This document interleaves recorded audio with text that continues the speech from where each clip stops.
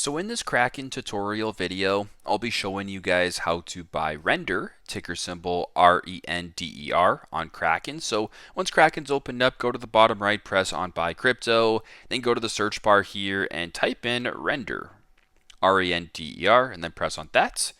On this page, type the amount of render you're looking to buy. So I'll do $20 as an example, and then to move forward, press on the purple arrow. On this page right here, you can confirm the amount, the price, the fee, and the total that you will be paying, as well as the payment method. In this case, for me, it's Apple Pay.